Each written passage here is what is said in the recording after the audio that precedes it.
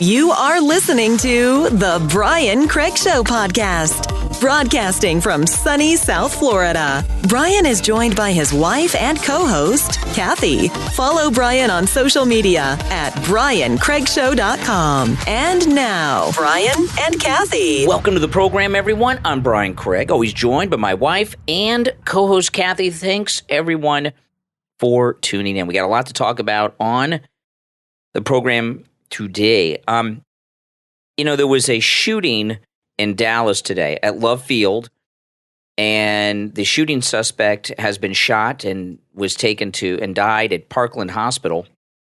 And it's a little weird because Love Field's where JFK flew in, Parkland's where President Kennedy died, But this story is all over the national media, and this is what's going on. Okay, the national media. They used to be effective at this years ago before the internet, Mm-hmm.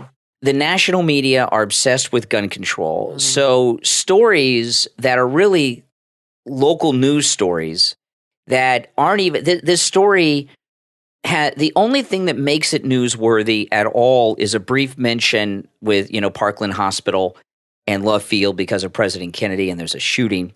There's a parallel there, which makes it almost like a trivial thing. But this is a local incident, a local gun incident.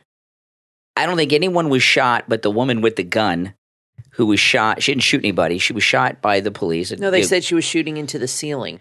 Well, you can kill people shooting into the ceiling if there's people above you. Well, but she wasn't aiming at people directly in front of her. Yeah. So the national media are going to take local news stories that have no business getting outside of that local community, try to turn them into national stories to further this false narrative that there's an epidemic increasing gun violence and all of this business. Don't buy any of that. Don't get involved in any gun control discussions over this Dallas incident. I wouldn't say it's fake news because this incident happened, but it's a fake narrative that they're trying to promote. Okay, so our great President Donald Trump, he had two incredible events over the weekend. Friday night in Arizona with the great Carrie Lake, and that was a really good one. And then President Trump spoke at Turning Point USA here in Ron DeSantis' free Florida. That was a great Tampa. Speech. Saturday was really good. I think President Trump's Saturday speech may have been his best. I like when he tells these. He should do this more. When he tells these stories that happened while he was president. He doesn't do that enough. He tells the story of the Raising Cane, and that's a great story. And I like to hear those kinds of anecdotes from his time in the White House, and I think he should do that more to highlight things he's accomplished and what he did. And I hope I don't want him telling the same story over and over, but I'd like to hear little anecdotes like that. Well, I'm sure there's many. Well, what's going on with that is I interviewed Dick Morris a couple weeks ago on the radio, and Dick Morris, it came out that he's a senior advisor to President Trump and has been for a couple of years, okay, and still is today. And Dick Morris told me on this interview that these are campaign rallies for his presidential campaign, that he and Trump have talked about this, and that he said, when he's out there, talk about your accomplishments. Other candidates can talk about what they want to do, what they're going to do. You've got a record, and it's a very good one.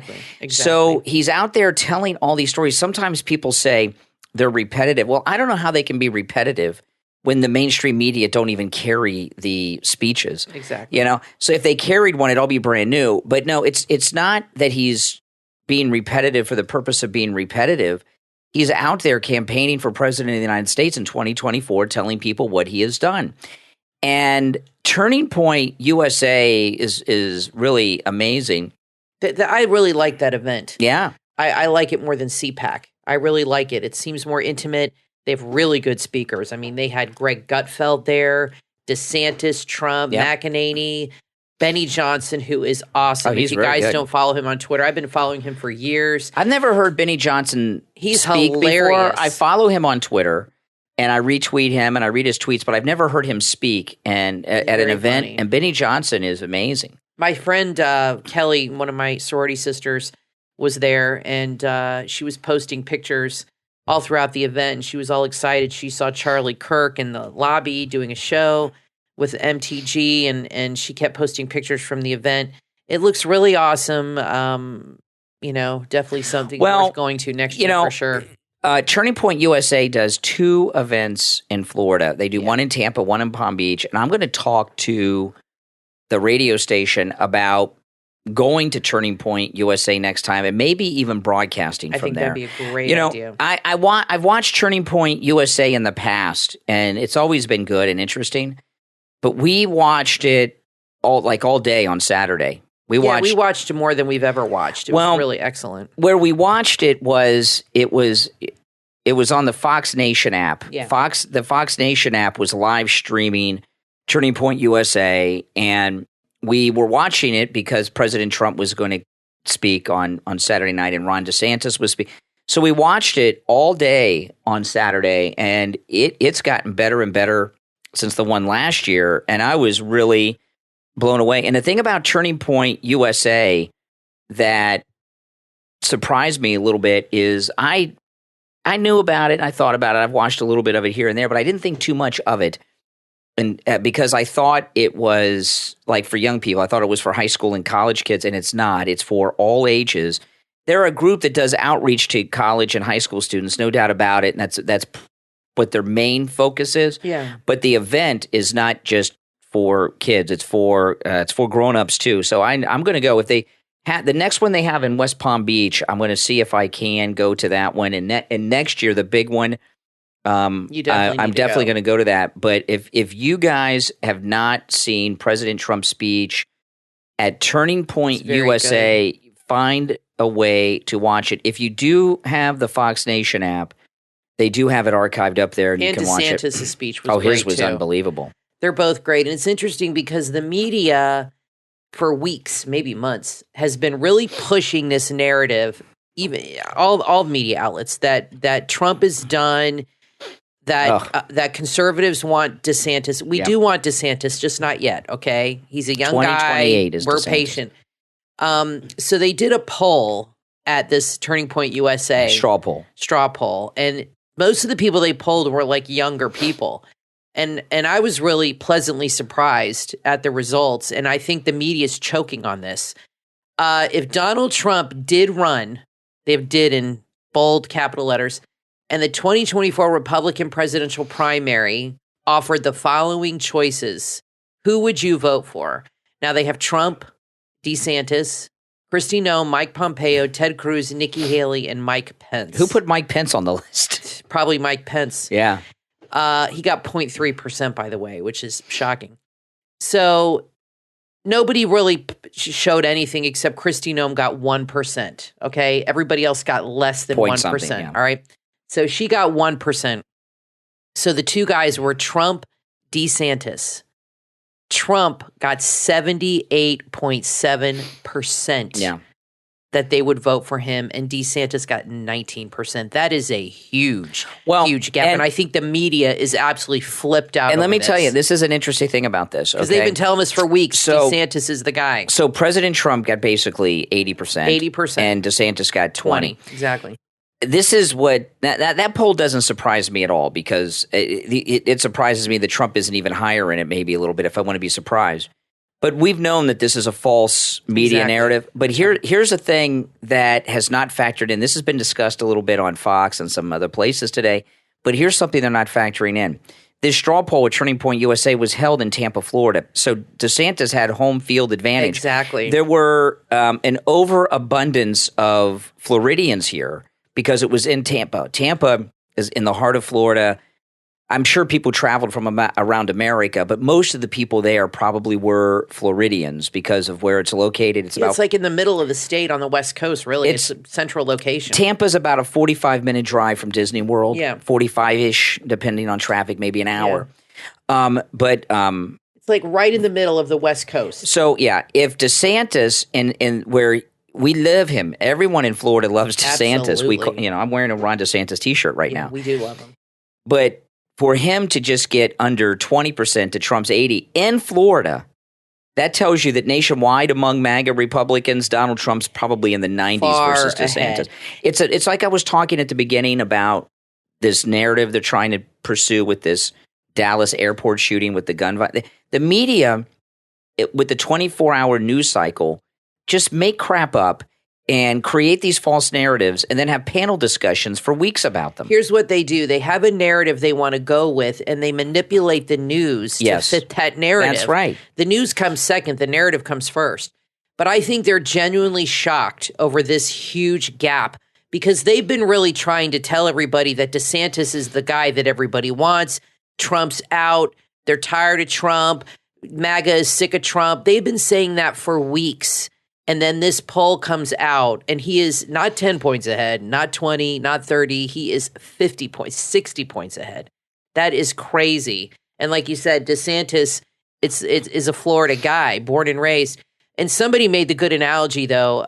They interviewed someone about it, and they said it's like choosing between your child, who's your favorite, between your kids. Yeah, Sophie's choice. You love them both. Sophie's choice. But they said, but they're leaning towards Trump because he accomplished so much, and they want him to finish what he started. And I think we all can agree that Trump accomplished so much.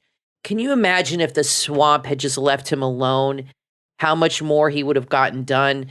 And I think people really feel that Trump deserves to get in there again and finish what he started. And I think that's part of it, too, that they feel this guy, it's owed to this guy. Well, we owe it to him. When I was talking to Dick Morris a couple weeks ago, and keep in mind, Dick Morris talks to President Trump pretty much every day. And I asked Dick Morris about this because since he talks to President Trump so much, I wanted to hear his response to it. Something I've said on the program here many times. I said to Dick Morris, I said, aren't we going to find that it's better for President Trump to have 2 non-consecutive terms instead of 1 consecutive, because he's going to have a mandate when he comes in for a second term in 2024. And he said, I was just talking to the president about that the other day. Yes, you were correct. And he's very well aware. I was like, wow, that's good. Right on. But that is so true. And what these never Trumpers did was make Trump and MAGA stronger. Now, I got to tell you, I made public this morning a YouTube video that I made that happened quite by accident yesterday. And you may have heard me talk about this on the radio. I was driving to the beach in Fort Lauderdale to make a YouTube video showing that the sea levels are not rising, which I did make that video, and it is available for Patreon supporters right now exclusively. And everyone down the road will have a chance to see that. But, of course, the Patreon supporters get a sneak peek. But when I was on my way there, I was passing by this area. I took a different way to the beach than I normally take. I was on my MAGA scooter. And so I took a way that I don't normally take to go to Fort Lauderdale Beach. And I knew where there's this abortion clinic that has been there for as long as I can remember. Yeah. And I said, let me go that way a little bit out of my way and look at the abortion clinic. And maybe I'll make a YouTube video, and show people the abortion clinic. And then I was thinking, well, it's probably not a good idea because the abortion clinic people, if you film an abortion clinic where there's they have meltdowns. And I was so pleasantly surprised that the abortion clinic is shut down. It's out of business. The building is being gutted. It's being turned into something else. And I made an entire YouTube video about this, which is on my channel now. But let me tell you, I have been going to Fort Lauderdale Beach for my entire life. Mm-hmm. I never drive that way. I took a way to get there that was out of my way, and then I knew the abortion clinic was coming up. So I said, you know what? Let me keep an eye out for the abortion clinic because I'll do something. And I don't know why. I went a completely different way. And for those of you that live in South Florida, the way to get to Fort Lauderdale Beach, there's 2 roads you would take. You would either take Sunrise Boulevard to A1A or 17th Street Causeway to A1A. And something possessed me to take Commercial Boulevard, which is just like out of the way and not right down to the main. That's really far north. That's north of the beach. Yeah, it just was very weird. I would never have nobody gone this way. takes Commercial to go to the beach ever. And I'm so glad that I did because this abortion clinic has been there for as long as I can remember. At least 30 years that abortion clinic has been there. And I just don't understand. It was how anybody amazing. can do that for a living. No, and sleep at night. Well, That's your job. You kill babies. What a horrible thing. Dr. Mangala here. Yeah, when I was there making the video, it was really creepy for me. It was really because you'll see I show it. They've gutted the building and the building is being turned into something else. But what they've done is they've kept up the frame of the building. They've ripped out the insides and they've taken out the parking lot main structure. Well, interestingly enough, they have the main structure, which are like the concrete frame of the building is still there. They took the floors out of the building, though. The floors have all been ripped out. Yeah, because they were covered in blood, probably. Yeah, and to me, I could only imagine what was under those floors. And to me, they didn't announce what's coming soon there, okay? The abortion clinic sign, even though it's partly faded and torn down, is still up there. And they didn't say coming soon, Starbucks. But you'll have to drive back in 6 months and see what's there. If you remember exactly where it is. Are you kidding? I am going to go back in a few months. See what's there. I am, believe me. But here's the thing. I can't imagine any business opening up on the grounds that an abortion clinic has operated on for decades. And the way I compared it to, it reminded me of Poltergeist when they built a housing development on top of a cemetery. There's just some things that are just – so I don't know what they are replacing it with, but to keep the concrete frame of the building – they should build a memorial. Even though it's been gutted. Is what they should do. Yeah, they should. They should. It should be a park or something. Thousands. Countless. More than you know. More than you want to know. Fort Lauderdale, that's a pretty big city. But heavily populated. Okay, yeah. Now, the reason that it closed down is that an African American neighborhood? That area, or is it kind of mixed? Well, back in the 90s, when I first started in talk radio. It's like North Fort Lauderdale. Yeah, when I first started in talk radio in the early 90s, this particular abortion clinic was discussed constantly in the news because the pro-life people, the big clinic. Pro-life protesters would go to this clinic and pray in front of it, I mean, for years. Years. And I remember some of the people that did it, and I don't know what happened to those people, if they're still here in South Florida. Some of them were elderly. I don't know if they're still with us.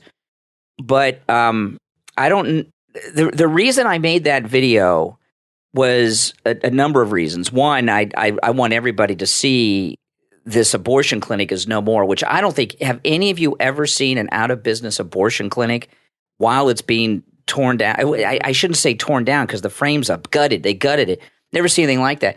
But I'm hoping that some of those people that prayed in front of that clinic for years and years and years find out about it through my YouTube video that clinic is no more. And, that clinic has shut down for a number of reasons, all of which we don't know. But, the abortion clinic era has gone the way of Blockbuster Video, especially, you can tell with the overturning of Roe v. Wade, how little outrage, we were talking last week, there has been. There really hasn't been a lot of protests, some small fake DC protests with professional activists. Seen in the 80s or 90s. If this was the 80s or 90s, there'd be nationwide protest in every American city. All summer long. Yeah, it would be endless. But there hasn't been much outrage because that era is over. And so if you go to my YouTube channel, Brian Craig on YouTube, you can watch that video. It's amazing. Never seen anything like this. I've seen a lot of people. I know there's a lot of people on YouTube that show like abandoned buildings and malls, and like Adam the Woo has done a lot of that, and the Dead Mall series. Yeah, it's like it's obsolete. And it's become obsolete, which is a good thing. It is good news. And so go Brian Craig on YouTube and check that out and share it with all your friends. Everyone needs to see this. That's a great victory, and I'm so happy that I went this bizarre, out of the way to get to the beach, which I never do. So anyway, getting back though to the events over the weekend, the two speeches of President Trump are, these are historic. Okay, they are historic. The media hate this man, and if you think about it. Newsmax did not carry President Trump's Arizona rally. And I know a lot of people go after Newsmax and are upset with them, and I get it. Newsmax made a very, very bad programming decision. The reason that Newsmax did not carry the Trump rally in Arizona Friday night is because they did not want to preempt their primetime programming. Well, let me tell you something. I love Newsmax. Mm-hmm. There is no one who's a bigger fan of Newsmax than me. I really am. I love Newsmax. And I like the people that are on Newsmax, too. Greg Kelly's the best, okay, no, by far. And who's that Schmidt guy? Rob Schmidt, yeah. Rob Schmidt is incredible. Yep. But people that watch Newsmax would rather watch President Trump at the Arizona rally with Kari Lake, okay? And they didn't carry the rally because they didn't want to preempt their primetime lineup, which they have just started with. And let me tell you, people were struggling to find that rally. It wasn't, usually I was struggling and it's hard to find. It was hard to find because RSBN no longer Right Side Broadcasting no longer carries Trump speeches on YouTube. That's right. So that's and I know a lot of people say, well, just go to Rumble. Rumble is not as accessible as YouTube is, and a lot of people don't even know what Rumble is. I think I went on. What I did is I went on YouTube and I searched Trump Speaks Arizona, and it came up. It was like a local affiliate, news station that was carrying it on YouTube. Yeah, so that's how I watched it. But I did have trouble. It was not. It took me about 20 minutes to figure out where to go. It was not easy to find. And a lot of people wouldn't be able to even do what you did because a lot of people aren't savvy with the internet. And I know people listening to this program will say, oh, everybody knows how to do that. Everybody knows about Rumble. This is a podcast. We are on every podcast platform there is, and we're on YouTube and stuff. So you guys that are listening to this are internet savvy people, okay? A lot of people are not. And I'm going to give Newsmax a pass this one time. They made a poor programming decision. They should have preempted their primetime program. If it was on Saturday night, they would have carried it. I don't know why they didn't carry it. He didn't come on till 11 Eastern Standard Time. It was after Greg Kelly's show. There was no lineup to worry about. They should have cared. He was supposed to come on at 7. He was supposed to come on at 10 o'clock Eastern. He was an hour late for some reason. Like you said, probably pressing the flesh backstage with handshakes and pictures. But I don't know why they didn't do it because it wouldn't have interrupted. So maybe that's the reason what you're saying. Let's see what happens with the next rally. Let's give them one strike. Now, we did see the turning point on Fox Nation app. Was Fox Nation app carrying the rally? This is the thing about Fox, and I don't give Fox a pass on this at all.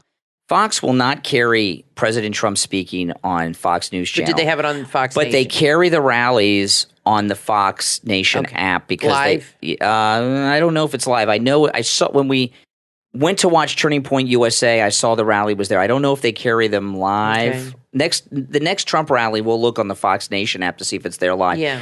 But that doesn't get Fox off the hook, okay? They think that carrying it on the app and not on their air gets them off the hook. These rallies are news events, especially. I agree. With the January 6th Kangaroo Committee going on, and remember Friday you had this ridiculous conviction of the great Steve Bannon, and they should have all been carrying the Trump speech because he could have spoken out on the Bannon conviction at any time, which makes it very, very newsworthy. It would have been interesting.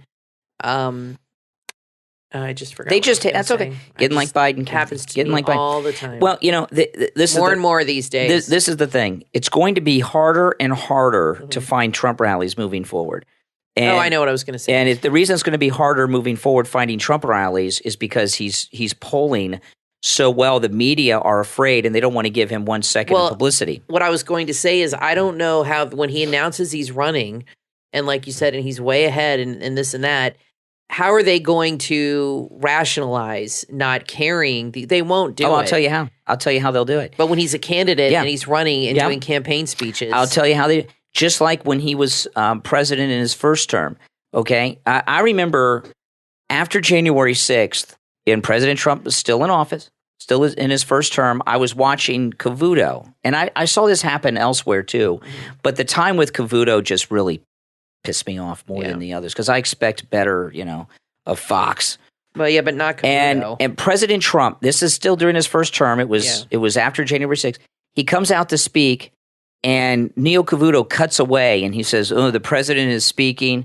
We are going to cut away because at any time he could call for an insurrection." That was Neil Cavuto. Oh, so they're going to say, He never called for one in the first place. So they are going to say they can't carry him because he could rally his supporters to violence at any time, and it would be irresponsible to carry. That's a bunch of baloney. President Trump. I know, but that's what they're going to do. That's a bunch of baloney. That's what they're going to say. Yeah. And you know what? We're not going to buy it, but it's good.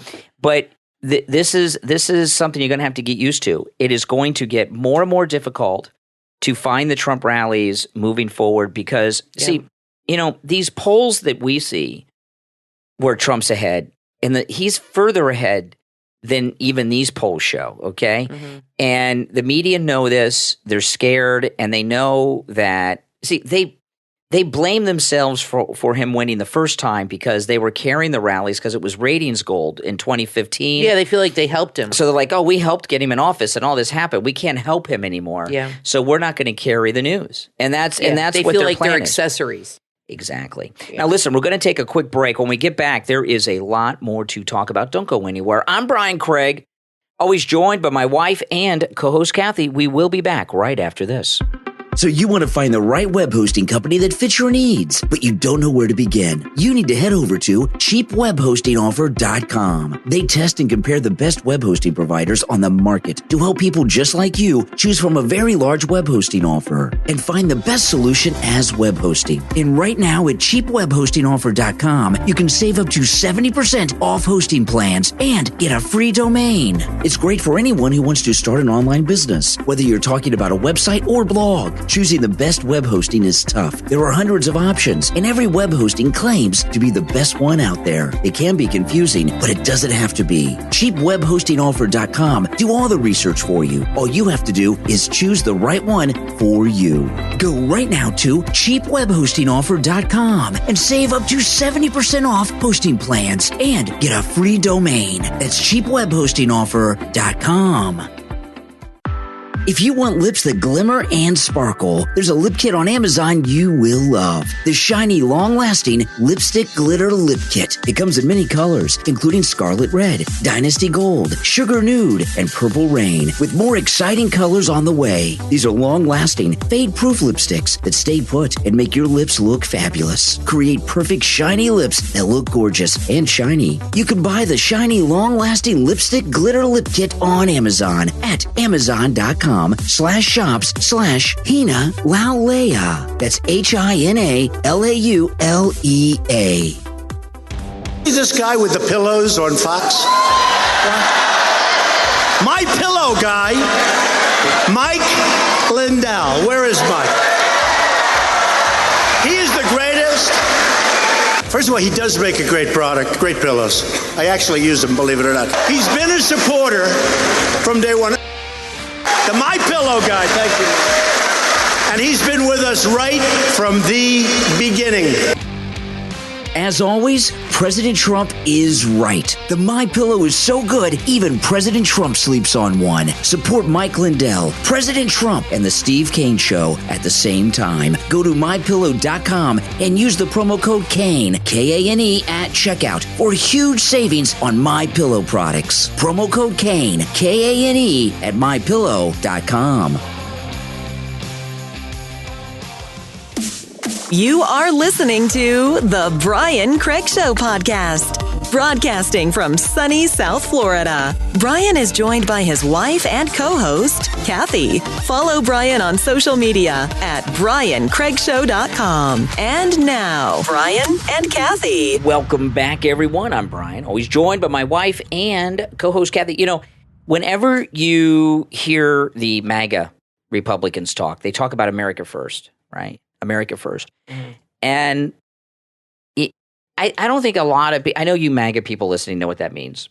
But I think people that aren't MAGA people, that aren't conservative, don't understand what that means. They think America first is like some kind of negative, racist, ethnocentric, nationalistic thing that's just a crazy thing, America first. Oh, yeah, they think we're like Nazis. Yeah, with and nationalism. that is not the case. America first means put America and Americans first because it's our country, and that's the way it is. There's a story today that the White House, that's Biden, as if he's running the joint, the White House is going to give ID cards. Well, they say they're considering giving ID cards. We'll talk about the considering in a minute. But White House considers giving ID cards to migrants, that means illegals, to make it easier for them to access benefits. Okay, yeah, that and means to vote. Yeah, benefits mean food stamps, housing, and all that stuff. Here's the thing about ID. All right. It's a very dangerous thing, and I'll tell you why. But the thing about America First, think about those benefits they're getting, right? They're going to get the benefits of food stamps, the Section 8 housing, and who knows what other benefits. Here we are, it could happen today. All the financial data is coming out this week, all the financial reports from the different government agencies, and this week they very well could declare that we are in a recession. A recession is defined as two periods of negative GDP growth and all that. And, of course, the White House is saying that's not the definition. They're coming up with a new definition, Whatever. And all this stuff. While Americans are struggling to fill up their gas tanks and find baby formula and pay for food, and here this summer's going to be over in just a few short weeks. And this is a very difficult time for parents because when the kids go back to school, the kids need new clothes and shoes because they've grown and they want clean new clothes for school. And also, I remember when our daughter was in elementary school, the school supplies was like really expensive. And I remember when school started every year when our daughter was in elementary school, it was a big financial burden. So, and not to mention just that, not just her own school supplies. We would get a list from her. I couldn't believe this. Yeah. Because I was teaching at the time and I never did this. We would get a list from every teacher she had in elementary school every year that was like 3 pages long of the school supplies they wanted parents to donate. And one year, Brian and I decided we're not going to do this. I said, screw these teachers. I'm going to go out and spend $100 to give her more than 100 paper towels and give her printer paper and supply her whole classroom for the year. And keep in mind, we pay property taxes that pay for that already, right? So one year we decided not to do it, right? Well, our daughter came home in tears. Yeah. In tears, because she was the only kid who didn't have anything. And well, I felt so rotten. It wasn't Talk about peer pressure. It wasn't that we didn't buy our daughter her school supplies. No.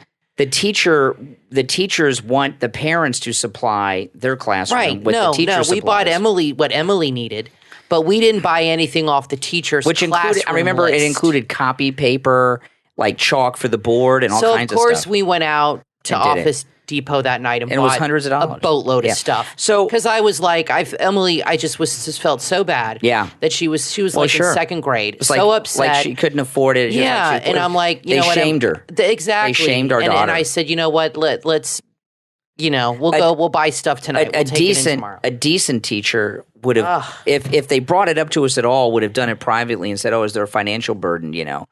That you can't do it," as opposed to shaming our daughter in front of the class. But anyway, that was awful. When I felt like so bad. With the school year starting, though, that is a very difficult time for young parents of young children, especially now because of the financial problems that everyone's facing in this country. And for the White House to lay out the red carpet to give all this free stuff to illegals. By the way, they don't have to worry about school supplies. That'll be provided too. While Americans are struggling, that ticks people off. Oh, yeah. And, it's interesting what they're doing here, considering. So this is what they call a trial balloon. They've leaked this story out. They're going to see what public opinion is on it and then decide if they're going to do it. And if the public opinion is way, way bad, then they won't do it.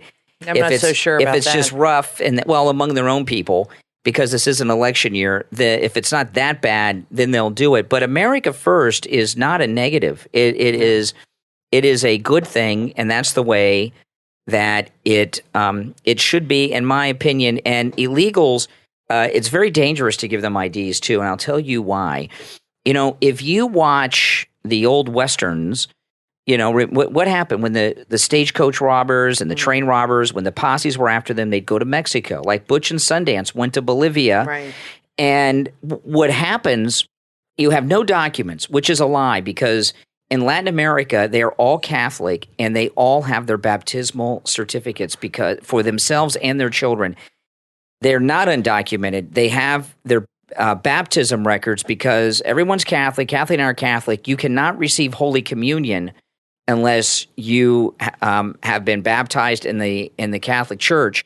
So believe me, they may not have a driver's license, but they have their baptismal certificates. I'm sure they have birth certificates.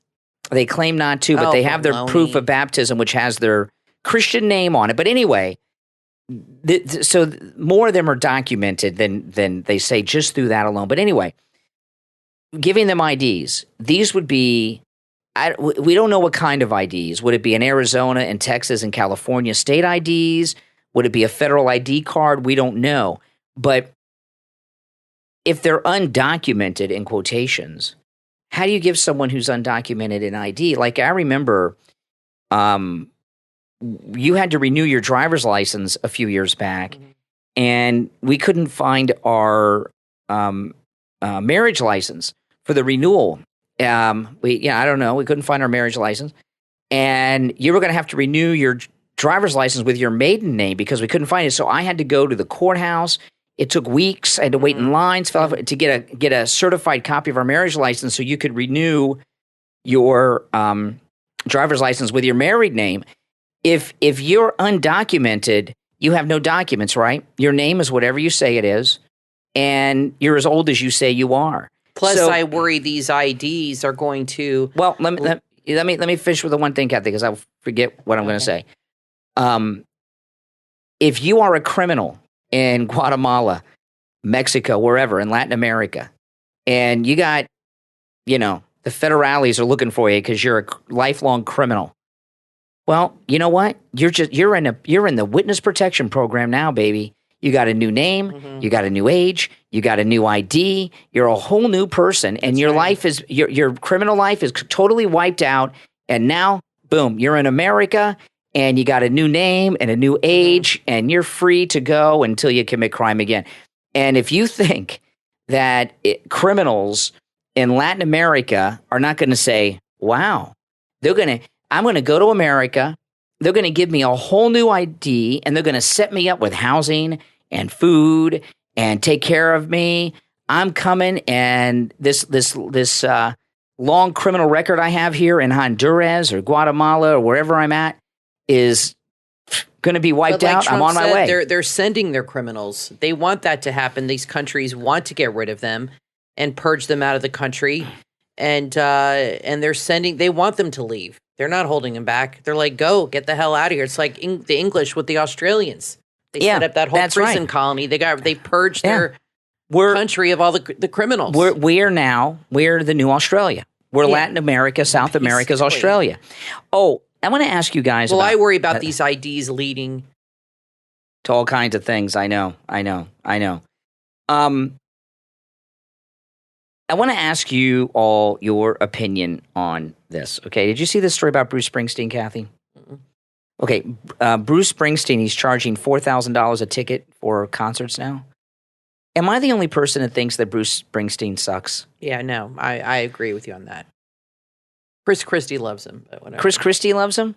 Oh, they have that whole video of him That's dancing. Even more reason dancing at his concert. Well, that's because Jersey. He's from New Jersey, and he was the governor of Jersey. I never liked Bruce Springsteen.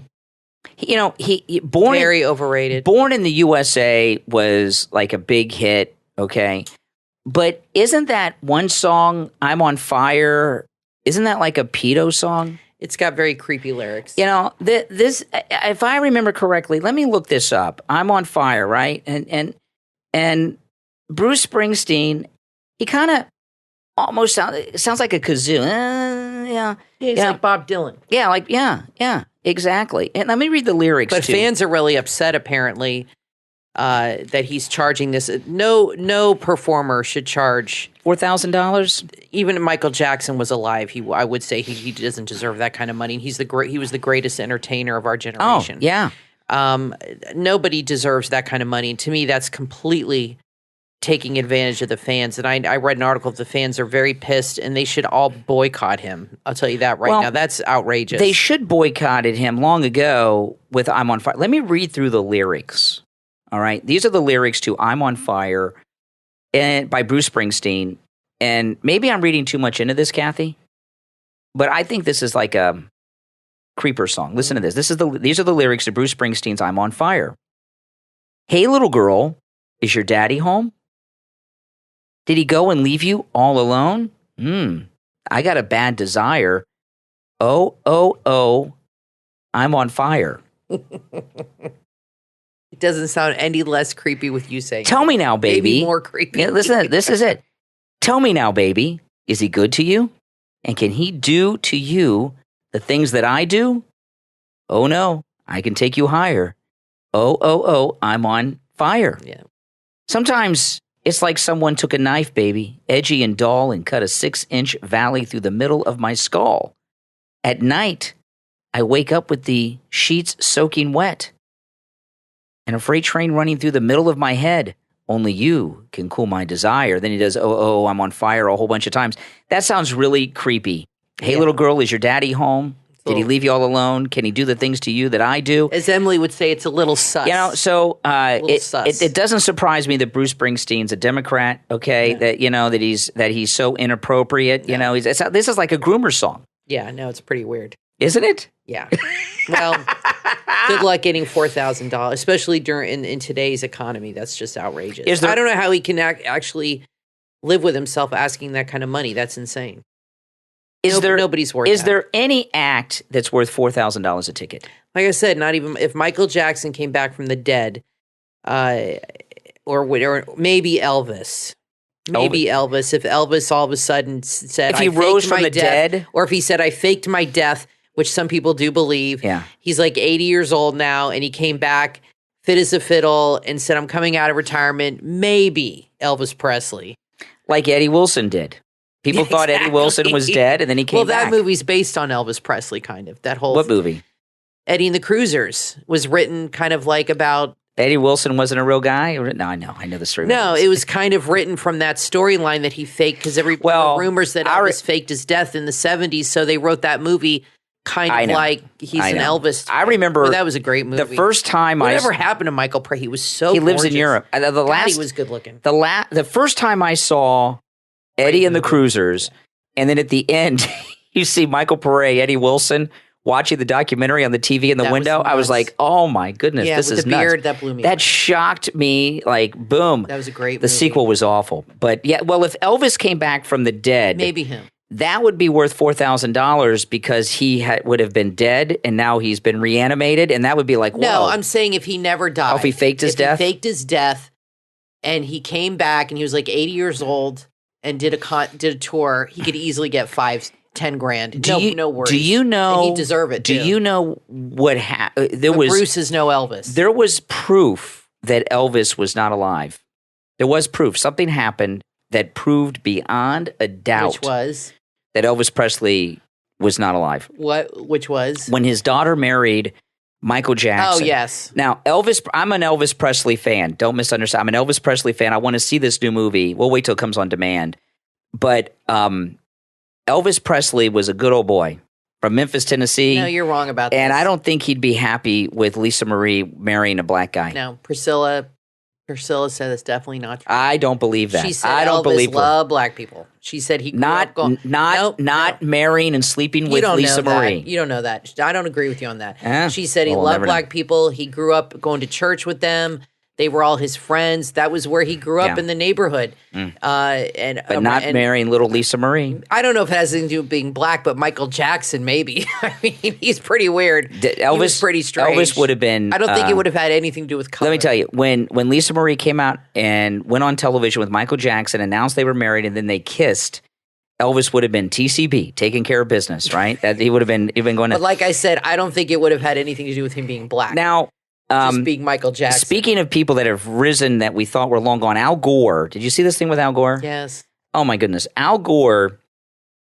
He was on the Sunday shows. He came out of hibernation, And well, let me just play this, then we'll talk about it. You know, the climate deniers are really in some ways similar to all of those almost 400 law enforcement officers in Uvalde, Texas, who were waiting outside an unlocked door while the children were being massacred. They heard the screams, they heard the gunshots, and nobody stepped forward. And God bless those families who've suffered so much. And law enforcement officials tell us that's not typical of what law enforcement usually does.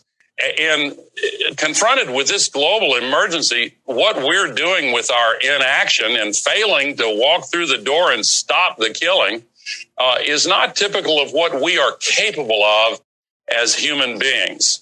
We do have the solutions, and I think these... the solutions are send him money. Okay. I'd like to know what exactly, I still don't know this, what exactly do they want us to do? I mean, really, do you know? All they do is talk about... save the planet? But how? What specifically do they want from us? Yeah. I really don't know. Nobody has ever laid out a plan other than spending our money. Nobody has laid out a plan of this is what we need to do. Mm-hmm. It's very vague. It's very convoluted. And all I know is this is how I see it, is climate change or climate whatever is a big lie to spend money. Yes. They can't come out and tell you, we're going to spend $50 billion of your taxpayer dollar to pay off this guy or pay off that guy. They can't come out and say that to you because that's too honest and that's crooked. So they have to have a reason for these things. Climate change is a convenient, like Al Gore says, it's not a convenient truth, it's a convenient lie. And it's a very convenient lie, and it's very effective. Look at all of these young politicians like AOC that have totally bought into this BS. Yeah, they believe it. Their whole life is revolved around this, and they will enact policies based on this lie. They've got them bamboozled. I mean, they really believe they're true. It's a religion to these people. Al Gore, who is completely silvered now. Have you seen? Haven't seen Al Gore in a long time. He's completely nuts. And Al Gore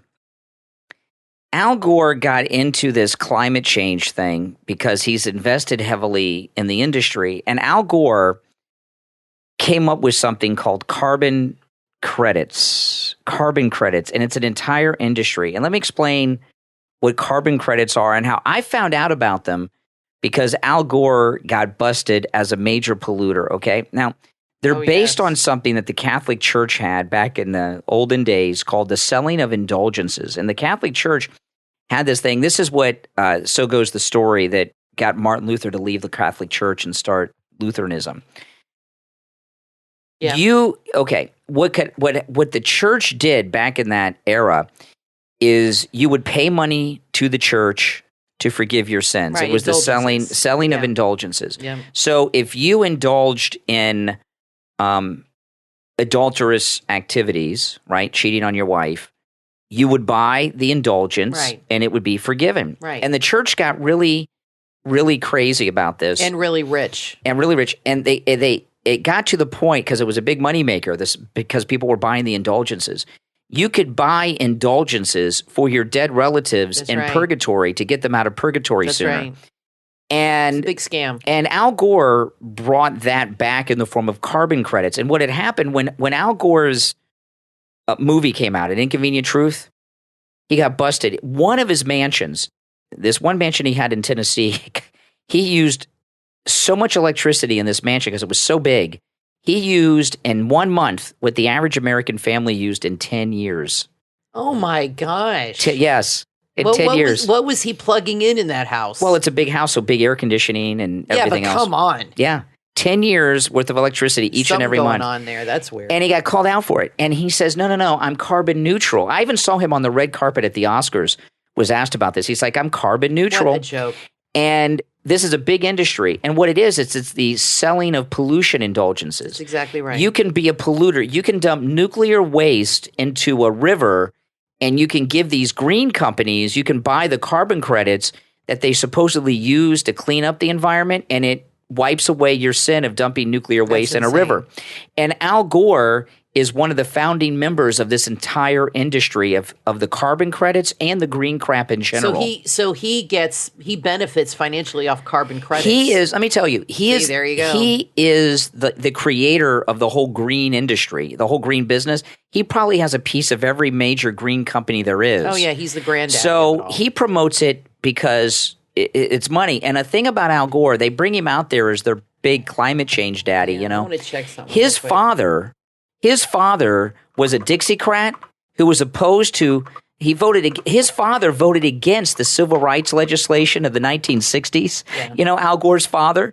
So, you know, the inconvenient truth is that Al Gore's a fraud and his dad was a racist.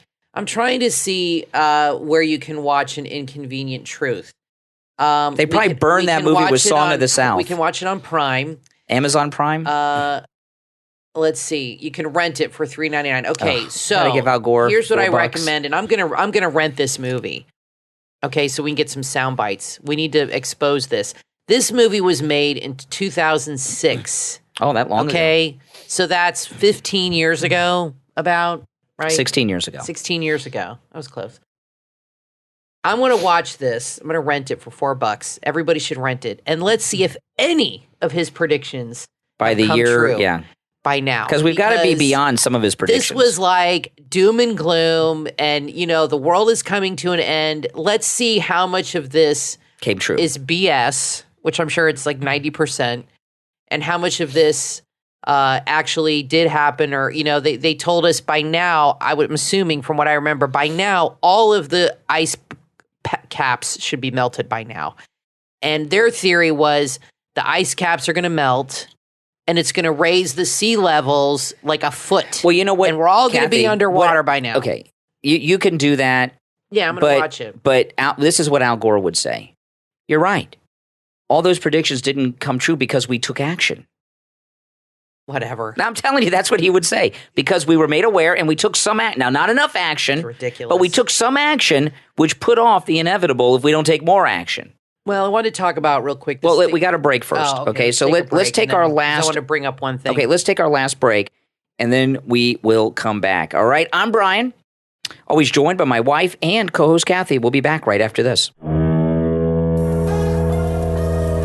The Steve Kane 2023 MAGA Cruise is a go, and you are all invited. Everybody but you, Liberal Al John. No invite for you. Everyone but Liberal Al is invited. Join us for 7 nights on the Celebrity Apex out of Fort Lauderdale, with ports of call in Tortola in the British Virgin Islands, St. Kitts, and San Juan, Puerto Rico. We'll have dinner together every night, onboard activities, shore excursions, and drinks are included. To join Steve Kane and me, Brian Craig, call Ian at Cruise and Travel Depot, 561-244-5779. 561-244-5779. No liberal stowaways allowed. As a single mother, author, and successful real estate agent, Cindy Bermudez Pressgraves knows the value of hard work. While going through a divorce and raising 2 children on her own, she became an award-winning realtor. Consistently a top producer for her agency, she seeks to empower other women with her success story. In her new book, Becoming Successful in Real Estate, available on Amazon and Audible, she relates the highs and lows of real estate and offers a behind-the-scenes look at the life of a real estate agent. She's a certified luxury home marketing specialist, a member of the $1 Million Club, and has earned the Top 5% award for 2021. Now, she brings her experience and expertise to you in this must-read and inspiring book. If you're an agent or thinking of joining this amazing career, order your copy right now on Amazon and Audible. Becoming Successful in Real Estate, from author Cindy Bermudez Pressgraves. We all understand the importance of adoption and how it can change lives for the better. Cool Breeze Communications is excited to announce Lucha and the Akeko, written and directed by Roger L. Edwards Jr. This is a short, inspirational animated film that strengthens positive narratives around fostering and adoption. In solidarity with advocacy groups like the Dave Thomas Foundation for Adoption, Cool Breeze has developed this media tool to raise awareness of the importance of foster care and adoption as a way to provide loving permanent homes homes for some of the most vulnerable children. Interweaving themes of motherhood and redemption, this award-winning film tells the heartwarming story of a woman who risks everything to reunite a girl with her mother, and in the process, find space in her own heart to become one. To learn more about Lucha and the Ikeko, visit the film's website, luchaandtheikeko.com. Lucha and the Ikeko, written and directed by Roger L. Edwards Jr. You are listening to the Brian Craig Show podcast, broadcasting from sunny South Florida. Brian is joined by his wife and co-host, Kathy. Follow Brian on social media at BrianCraigShow.com. And now, Brian and Kathy. Welcome back, everyone. I'm Brian Craig, always joined by my wife and co-host, Kathy. I want to take a moment to thank all of our Patreon supporters. Thank you so much. And our new Patreon supporters, welcome to the Patreon family. And, all Patreon supporters have access to commercial-free editions of each and every podcast episode. And our top Patreon supporters get a live on-air thank you on each and every podcast episode. The names you will hear now are our top Patreon supporters. I want to thank Andrew and Connie, Christine, Gary, ETW, Chuck, D, Pamela, Wesley, Nick, Rick, and Le Paul. These are our top Patreon supporters. Thank you all so much for your support. And if you would like to become a Patreon supporter, there is a link in the description of this and every episode to our Patreon page. All right. So you said there was something you wanted to mention before we broke. Well, just real quick that I read the Pope is going on an apology tour around Canada. He canceled a trip to Africa, and he's now in Canada, my mom's home country. And this kind of is... Yeah, Kathy's an anchor baby. Yeah, no. I guess I am, because my mom was not a citizen until 77. She was still a Canadian. That's Actually, my brother... You're both anchor babies. I could do this. My brother has dual citizenship. He applied, and I could do the same thing if your parent was a Canadian when you were born, and you were born in this country. You can get dual citizenship, and my brother has it. But anyway, he's going around apologizing. And this is a story that is personal to me because my mother is involved in this. Apparently, and I've known about this for a while, the Catholic schools in Canada for up until the 90s, for 100 years, they say, maybe longer, were abusing and exterminating Indigenous children. That means Indians. Yeah, First Nation they call them. They don't call them Indians in Well, no, because Canada. Columbus didn't call them Indians. He didn't go there. He came to San Salvador, which is right near Florida. But anyway, so they call them First Nation or Indigenous, and apparently they have a lot of First Nation in Canada, as you know, and they had these Catholic schools, and my mom went to one of these schools as a little girl because, as I said before, her father was a dentist on an Indian reservation, or Indian I guess back then they called them Indians. I don't know. But anyway, my grandfather, Joseph, was his name Joseph? Wait a minute. Is your grandfather? Gosh. James. Well, he died when my mom was 6. James. I'm sorry, Grandpa. My grandpa, James Robson, was a dentist for the Native Americans, the indigenous, whatever you want to call them, peoples, and they lived on an Indian reservation until my mom was 7 years old, till 6 or 7. So she went to one of these schools. And a couple months ago, we went to her house, and she says, "Oh, I'm involved in a lawsuit from back home." And I said, "What do you mean?" She said, "Me and my sister, my Aunt Jill, were contacted by the Canadian government because we went to school on an Indian reservation. And apparently they found these mass graves of Indigenous children." I said, "What do you mean?" She said, "Well, these kids were killed." I said, "They just murdered kids?" She said, "Yes. I don't know how, abused. It was a genocide." Sounds like a movie. And I said, "That is crazy." And since she went to one of these schools, she is part of the class action lawsuit. My aunt got $10,000. Canadian. My mom is waiting on her check. It's coming any day. But they contacted them. They are part of the lawsuit. The Canadian government is shelling out millions and millions of dollars. But what are the damages to your mother? She wasn't killed. Okay. Your damages what you get depends on your damages. So she was obviously Caucasian, but she went to one of these schools for about 2 or 3 years, and so did my aunt. She did say they were mean at the school. And she said the nuns were very mean, very abusive. So she was abused physically. Yeah, they hit them and stuff. They're giving money to all the kids that were a part of these schools. But if they found your body, well, then you get nothing. You're dead. No, your family gets a lot of money. A lot. She said the amount you get depends on your level of abuse. So I think my mom and my aunt are getting the lower level of money, about 10 grand a piece. Canadian. So by the time my mom gets it, the exchange rate, she figures it's like $7,500. Oh my goodness. She's like, I'll take it. Yeah, why not? But let me tell you something. When I became a Catholic, it was a big deal. All my life, I heard how horrible the Catholics are. Okay? Your mom was not happy. My mom is Anglican. I grew up Anglican. My mom's family's English. And when I told her I was going to become Catholic, she was very pissed at me and Brian for months. She's like, I don't like the Catholic Church. They abused me. My mom went to Catholic school her entire life until she went to nursing school at Sick Kids in Toronto.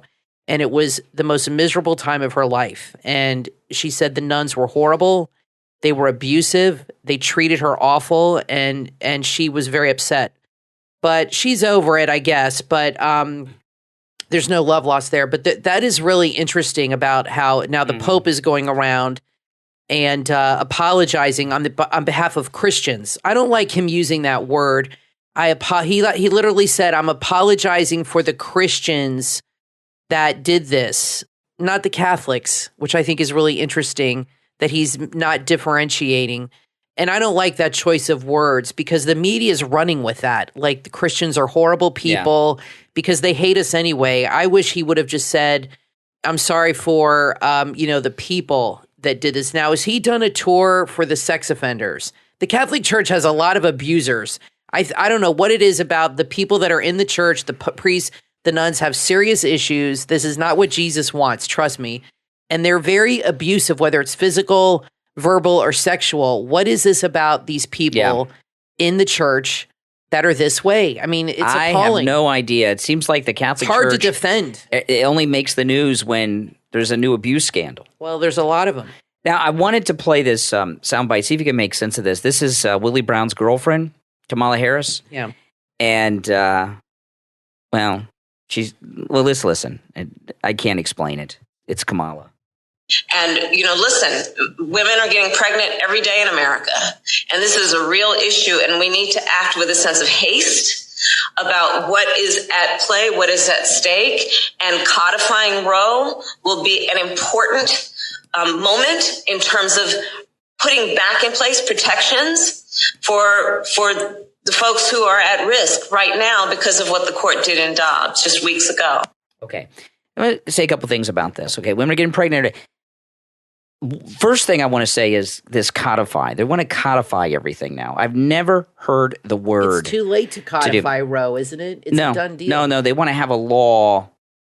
They'll call it the Roe v. Wade law or something, the Roe law, making abortion the law of the land. I got you. I've never heard the word codify used. Now it's every other word. Yeah. But here's the thing with Kamala Harris, and this I know is not politically correct to say, but I'm going to say it. We all know how Kamala made her way up through things, right? Willie Brown's girlfriend. She was dating Willie Brown while he was married, okay? And let me tell you, people don't realize this now because it was a while back. Willie Brown was a big deal. He was the mayor of San Francisco. He's black.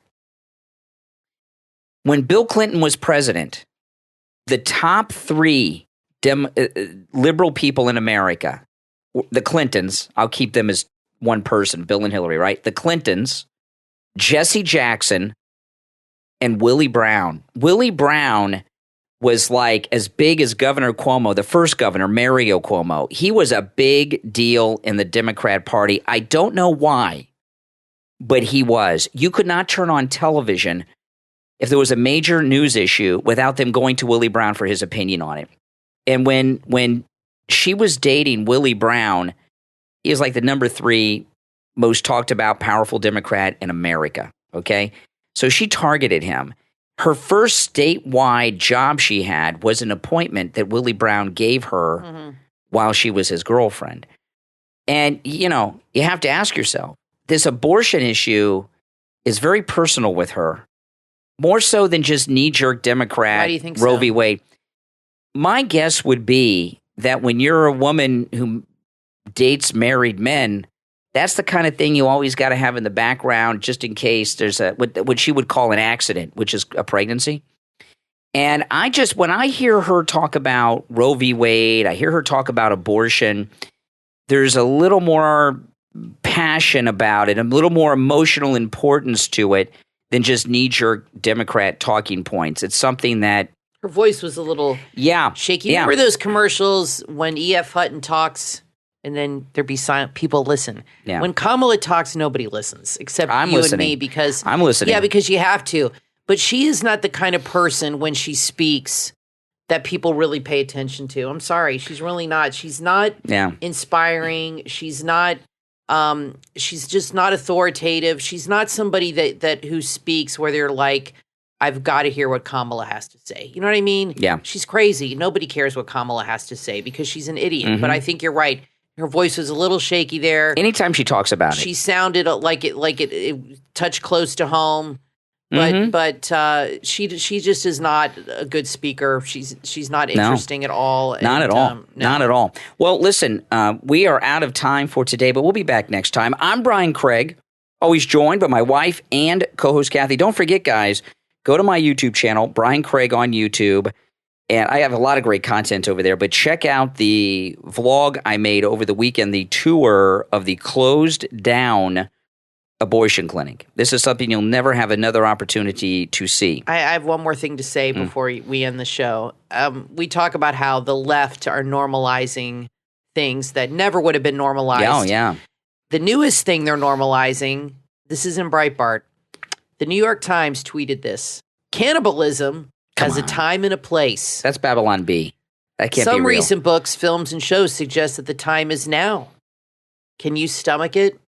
So now the New York Times, it says here, New York Times is accused of normalizing cannibalism after publishing sick essay. We got to read that essay. Oh my gosh. Now they're normalizing. I guess Army Hammer's working at the New York Times now. He gave up doing the timeshare business. He left the timeshare job and now he's a writer for the New York Times. Oh man. I'll put this on your Facebook group. On that unappetizing note, I'll say goodbye again. Gracious. Thanks, everyone, for tuning in. And, of course, make sure that you follow and subscribe on whatever platform you're listening to us on. I'm Brian Craig, always joined by my wife and co-host Kathy. We will talk to you next time. Life is complicated and messy. The podcast Broken Tiles began as a date challenge. Make a podcast together. Join husband and wife podcasters Brian and Stacey Upton as they play question games each episode that spark intimate and personal revelations about their marriage, personal hopes, fears, raising kids, the challenge of planning the next chapter. They also discuss love language, drinking, food, marriage, cultural events, the latest news, celebrities, and so much more. Brian and Stacey have great chemistry, and they lay it all out on the table, and no topic is too hot to handle. Add Broken Tiles to your podcast playlist right now. Available on Apple Podcast, Google Podcast, Amazon, and Spotify. Make sure to share Broken Tiles on all of your social media so your friends can subscribe too. Broken Tiles with host Brian and Stacey Upton. Start listening right now.